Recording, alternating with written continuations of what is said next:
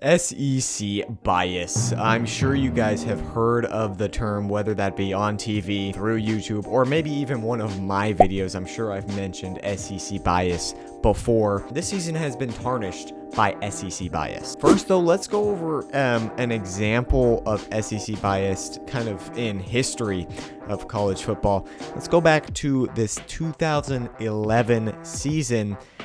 Frankly, this was actually a good year to have a 14 playoff. It would have been a good year to see a 14 playoff with this. There was undefeated LSU. They were 13-0.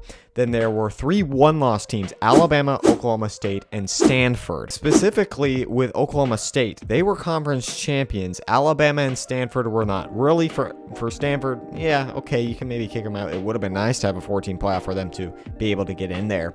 But I was really down between Oklahoma State and Alabama. Oklahoma State was a conference champion. Alabama had just lost to LSU in I think it was a 9-6 game, no touchdowns whatsoever, and Oklahoma State was conference champion, and actually they had a better strength of schedule and strength of record. The Crimson Tide didn't end up winning that national championship against LSU, but it was a snooze fest. It was like 21-0 with only like 1 touchdown. The BCS was like, oh yeah, we want that 9-6 game again. We want no offense whatsoever. Speaking of no offense, if you haven't caught my bowl games video, there's definitely not a lot of offense going on in some of these bowl games, and they're really boring. So make sure to go check out that video if you have not. I'll link it up. Oklahoma went on to beat Stanford in the Fiesta Bowl that same year, but they never had a shot at a national championship.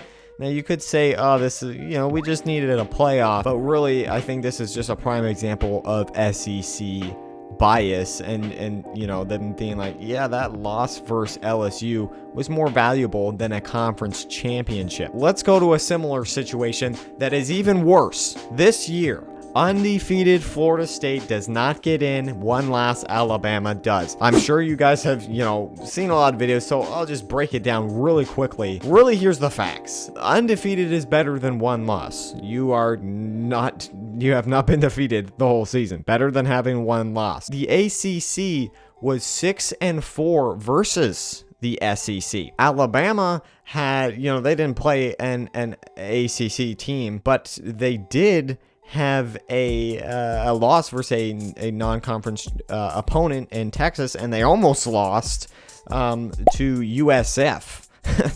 If you guys remember earlier in the season, I was questioning, like, did the committee forget about that? And then the SEC overall as a conference had a 7-9 losing record against non-conference opponents. By the way, the Pac-12 did have the best record. Really came down to this: do we either have our first undefeated Power 5 team left out of the playoff, or do we have our first SEC team left out of the playoff? And they chose to just leave the undefeated Power 5 team out. To me, this is a travesty to the sport, because we go out there on the field and we play the game. And regardless of whether it looks good at the quarterback position, regardless of whether we win with offense, whether we win with defense, the name of the game is to win. And that's a reason never before has this not been done. Winning a Power 5 conference, going undefeated, and not getting into the playoff. So I understand we want to look at style points and who are we going to get for the best matchups. But that's not what this is about. This is about understanding to get the 4 best teams. One team has a loss, and that's Alabama. One team doesn't in Florida State. And the fact that this committee could take a Power 5 conference champion that's undefeated, those kids have went out there and busted their behind and not get into the playoff based on the eye test. Mind you, this is the same Alabama team who needed a prayer in Jordan Hare to beat an Auburn team that lost to New Mexico State. So that's really what has me bothered. Just simply, we can't be playing hypotheticals. Yes, we can talk all day about how we think, Florida State, they're probably not going to play very good in the playoff. They don't have their starting quarterback. They're not the best team.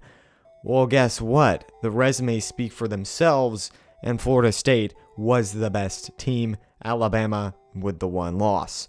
no matter how good Alabama looked. I don't think the committee was comfortable leaving out an SEC team, whereas the SEC this year was actually just bad. We're looking at this year. We're not looking at history. Historically, yes, the SEC has definitely been the best conference, but this year it has not. Is ESPN kind of involved in this? Because you got to know the ESPN does televise the college football playoff, and they obviously kind of want the best ratings. I'm not saying that they're, in there reaching into the playoff committee's decisions. Who knows? Maybe ESPN did kind of tell them, hey, we don't want Florida State with a backup quarterback. We rather have Nick Saban and Alabama for better ratings.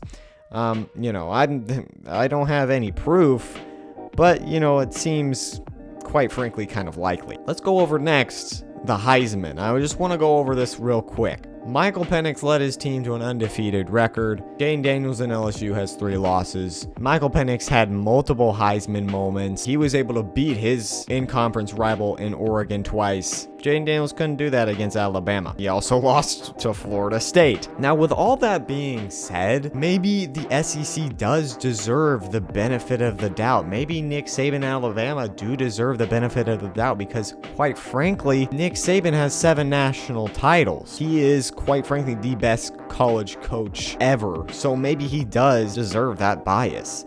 And also, Jayden Daniels technically did have the best statistics. Even though he did have 3 losses, he did have the best statistics. And the SEC has 6 titles in the college football playoff era. Only Clemson and Ohio State, only 2 schools that have won in the college football playoff era that's not an SEC team. So we'll see how it all goes down. I could be, completely eating my words here, and Alabama could blow through Michigan and they could beat either Washington or Texas.